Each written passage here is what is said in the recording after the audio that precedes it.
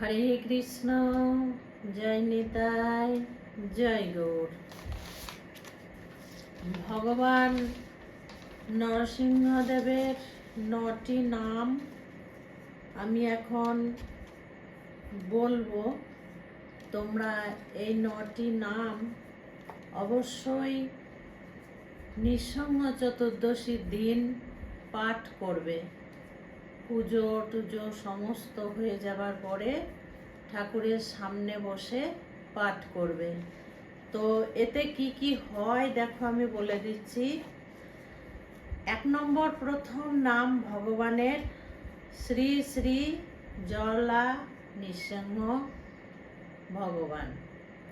তো এই শ্রী শ্রী জলা নৃসিংহ ভগবানের নাম উচ্চারণ করলে কি হয়? মঙ্গল গ্রহ দোষ কেটে যায়। যাদের মঙ্গল গ্রহ খারাপ তাদের মঙ্গল গ্রহ দোষ কেটে মঙ্গল গ্রহ ভালো হয়ে যায়। 2 নম্বর শ্রী শ্রী অহবিলা নৃসিংহ ভগবান। শ্রী শ্রী অহবিলা নৃসিংহ ভগবান। এতে কি বলেছে? এই নাম উচ্চারণ করলে বৃহস্পতি গ্রহ দোষ কেটে যায়। যাদের বৃহস্পতি ডাউন আছে, যাদের বৃহস্পতি দুর্বল আছে, তাদের এই গ্রহ দোষ কিন্তু কেটে যায়। 3 নম্বর মা লোলা। মা লোলা, এটা শুক্র দোষ কেটে যায়। শুক্র যাদের দোষ আছে তাদের কেটে যায়। শ্রী শ্রী মা লোলা নৃসিংহ ভগবান, এটা উচ্চারণ করবে। 4 নম্বরে কি বলা হয়েছে? বরাহ। শ্রী শ্রী বরাহ নৃসিংহ ভগবান। উচ্চারণ করলে এখানে রাহু গ্রহ ভালো হয়ে যায়। যাদের রাহু দোষ আছে তারা যদি এই মন্ত্র জপ করো তাহলে তোমাদের রাহু দোষ ভালো হয়ে যাবে। 5 নম্বরে কি বলা হয়েছে? শ্রী শ্রী করঞ্চ। শ্রী শ্রী করঞ্চ নৃসিংহ ভগবান। এতে চন্দ্র গ্রহ ভালো হয়ে যায়। যাদের চন্দ্র দুর্বল, চন্দ্রতে ডাউন আছে, তাদের চন্দ্র গ্রহ ভালো হয়ে যায়। 6 নম্বরে কি বলা হয়েছে? শ্রী শ্রী ভাগর্ভ। শ্রী শ্রী ভাগর্ভ নৃসিংহ ভগবান। রবি গ্রহ ভালো হয়ে যায়। যাদের রবি ডাউন আছে, রবি দুর্বল আছে, তাদের রবি গ্রহ ভালো হয়ে যায়। 7 নম্বরে কি বলা হয়েছে? যোগানন্দ। শ্রী শ্রী যোগানন্দ নৃসিংহ ভগবান।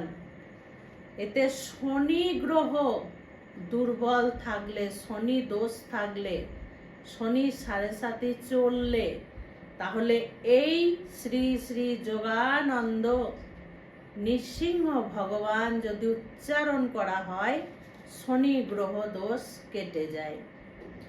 8 নম্বরে কি বলা হয়েছে? শ্রী শ্রী ছত্রবটা। শ্রী শ্রী ছত্রবটা। এখানে কি বলা হয়েছে? কেতু গ্রহ কেটে যায়। যদি উচ্চারণ করা যায় শ্রী শ্রী ছত্রবটা নৃসিংহ ভগবান, তাহলে কেতু গ্রহ কেটে যায়। 9 নম্বরে কি বলা হয়েছে? পাবন। শ্রী শ্রী পাবন নৃসিংহ ভগবান। তাহলে বুধ গ্রহ ভালো হয়ে যায়। যাদের বুধ ডাউন আছে, যাদের বুধ দুর্বল আছে, এখানে বুধ গ্রহ ভালো হয়ে যায়। তো এই 9টা নাম যদি উচ্চারণ করা যায় তাহলে 9টা গ্রহ শান্ত হয়ে যায়। ভগবান নৃসিংহদেবের এতই ক্ষমতা, আমরা যদি মনে প্রাণে তাকে স্মরণ করি প্রতিদিন যদি স্মরণ করি বা এই নৃসিংহ চতুর্দশীর দিন যদি স্মরণ করি, তাহলে আমাদের ভালো অবশ্যই হবে, সব কিছু আমাদের ভালো হবে। তো তোমাদের নরসিংহদেবের গান যদি জানা থাকে তাহলে একটু একটু করে মুখস্থ করবে তোমরা। নমস্তে নরসিংহায় প্রহ্লাদ লাদ দায়িনে হিরণ্যকশিপু, এই যে গানটা তোমরা দেখবে, ইউটিউবে সার্চ করে দেখবে, পেয়ে যাবে। তো প্রত্যেক দিন একটু একটু করে লিখে নেবে এবং একটু একটু করে মুখস্থ করবে, তোমাদের ভালো লাগবে। যখন তোমরা আরতি করবে ভগবানকে তখন এই গান গাইতে পারো তোমরা।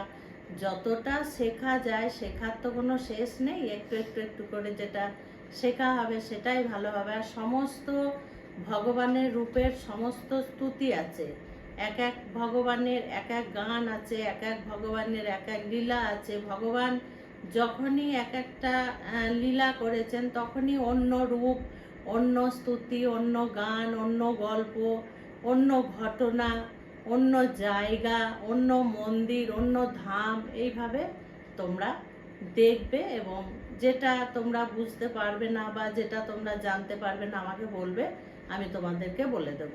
খুব ভালো থাকবে, সুস্থ থাকবে, প্রত্যেকটা ভিডিও দেখতে থাকবে। সন্ধ্যে 6:30 থেকে রাত্রি 8:30 পর্যন্ত আমার ফোন খোলা। যারা দীক্ষা নিতে ইচ্ছুক তারা আমাকে অবশ্যই ফোনে যোগাযোগ করবে, আমি বলে দেব। আজকে আসছি। হরে কৃষ্ণ, জয় নিতাই, জয় গৌ।